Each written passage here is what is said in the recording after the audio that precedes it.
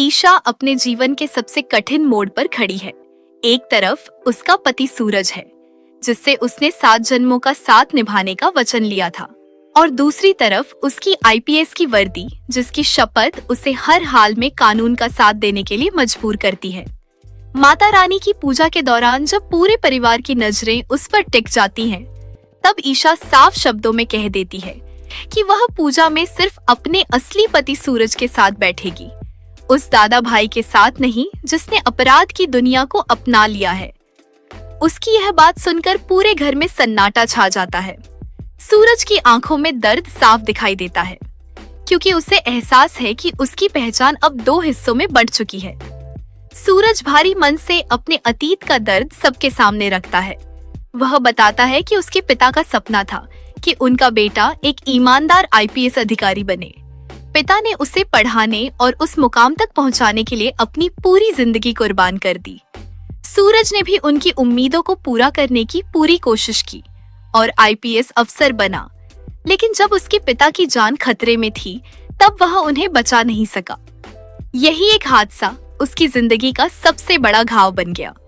उस दर्द और गुस्से ने उसे कानून के रास्ते से हटाकर अपराध की दुनिया में पहुंचा दिया, जहां लोग उसे दादा भाई के नाम से पहचानने लगे। इसके बाद सूरज ईशा के सामने एक ऐसा फैसला रख देता है जिसे सुनकर हर कोई हैरान रह जाता है। वह कहता है कि अगर ईशा उसे अपने पति के रूप में स्वीकार करती है, तो उसे उसके हर रूप को अपनाना होगा, लेकिन अगर वह सिर्फ कानून की नजर से उसे देखती है, तो उसे अपने गले से मंगलसूत्र उतार देना चाहिए। यह शब्द ईशा के दिल को चीर देते हैं। उसकी आंखों से आंसू बहने लगते हैं, लेकिन वह अपने कर्तव्य से पीछे हटने को तैयार नहीं होती। उसके लिए पति का रिश्ता भी जरूरी है और कानून की इज्जत भी। ऐसे कठिन समय में ताई माँ ईशा का हौसला बढ़ाती है। वह पूरे परिवार के सामने कहती है कि इस घर की बहू नहीं, बल्कि बेटी होने के नाते ईशा हमेशा सच्चाई का साथ देगी। ताई माँ की बातें ईशा को अंदर से मजबूत बना देती हैं। परिवार का यह साथ उसे भरोसा दिलाता है कि सही रास्ते पर चलने वाला इंसान कभी अकेला नहीं होता।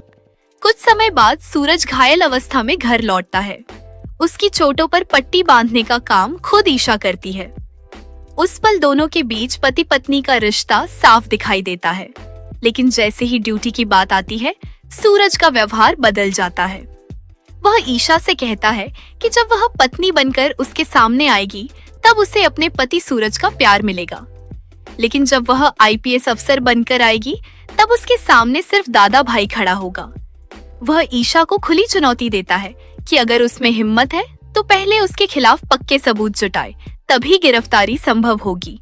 सबको चौंकाते हुए सूरज यह भी कह देता है कि अगर कानून उसे दोषी साबित कर दे, तो वह खुद सरेंडर कर देगा।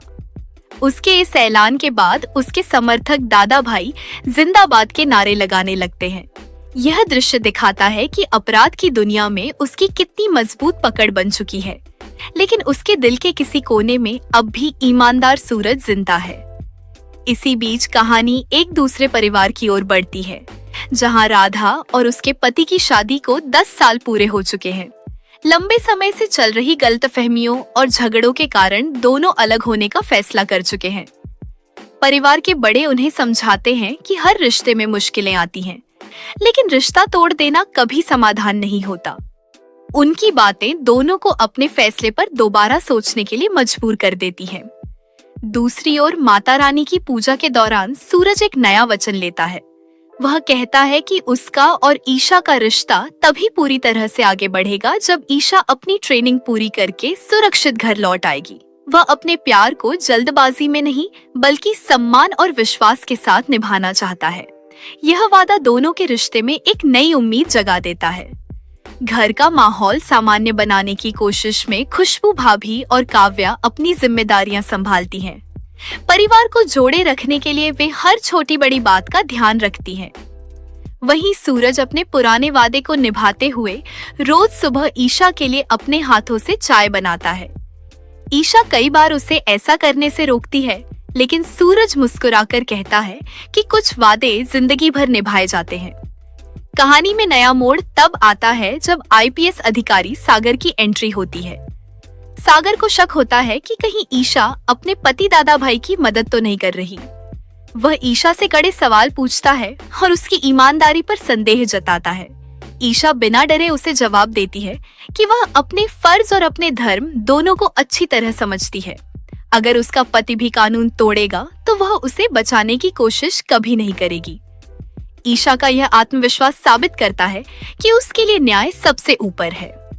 उधर काव्या अब भी अपने खोए हुए प्यार आरव की यादों से बाहर नहीं निकल पाई है।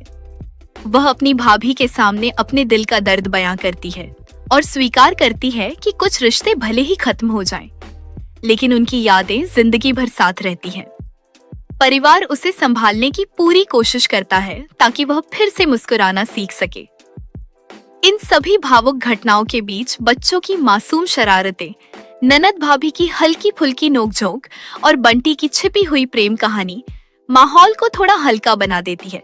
लेकिन सबसे बड़ा सवाल अब भी बना हुआ है, क्या ईशा अपने पति सूरज और अपराधी दादा भाई के बीच फर्क कर पाएगी, या फिर कानून और प्यार की यह जंग दोनों की जिंदगी हमेशा के लिए बदल देगी?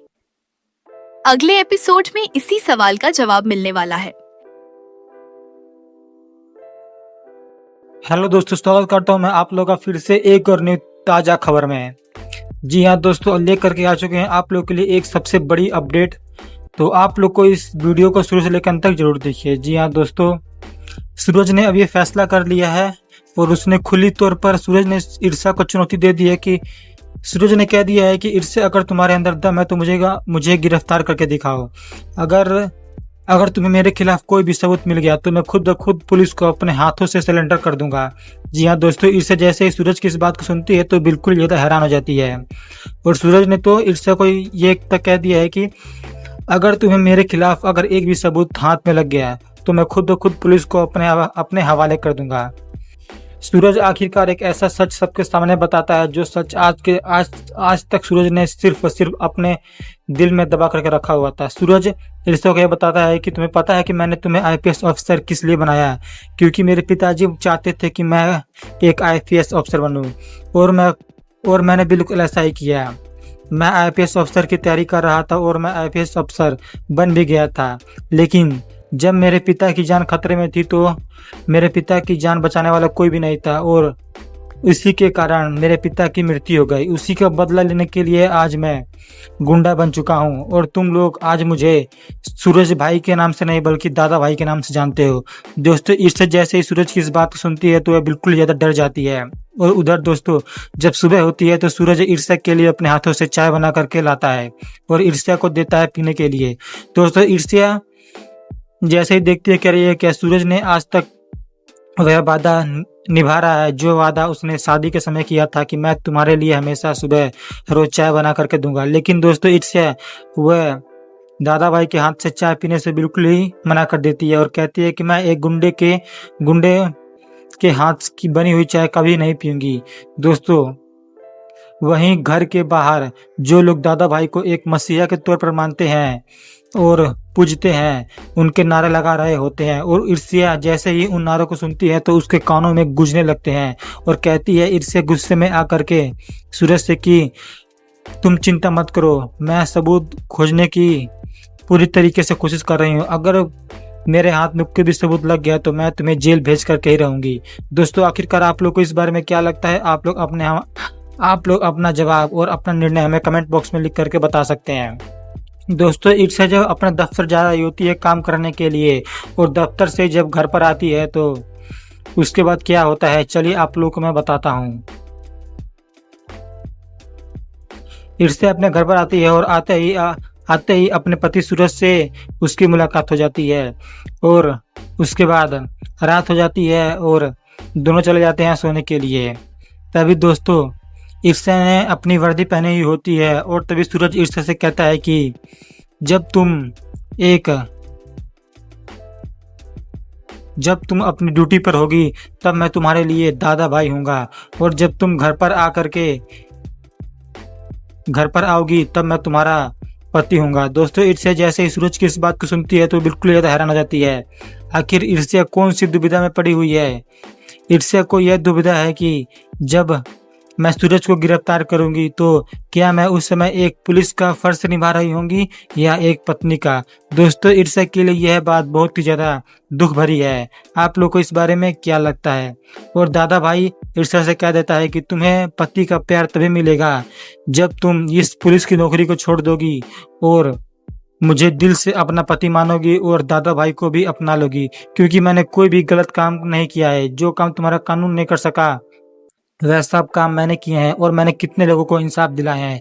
दोस्तों कहीं ना कहीं सूरज की यह बात सच भी है और ईर्ष्या भी इस सच को स्वीकार कर लेती है, लेकिन वह किसी के सामने इस बात को बताती नहीं है। आखिर आप लोग को इस बारे में क्या लगता है। क्या ईर्ष्या कभी भी सूरज के खिलाफ सबूत जुटा पाएगी, और कभी ईर्ष्या ने सूरज के खिलाफ सबूत जुटा भी लिए तो क्या उसे कभी गिरफ्तार करेगी। यह सब जानने के लिए और इन सभी का जवाब पाने के लिए आप लोग हमारी अगली वीडियो जरूर देखिएगा। तो मिलते हैं आप लोगों से एक और नई धमाकेदार वीडियो के साथ। तब तक के लिए बाय बाय और जय हिंद।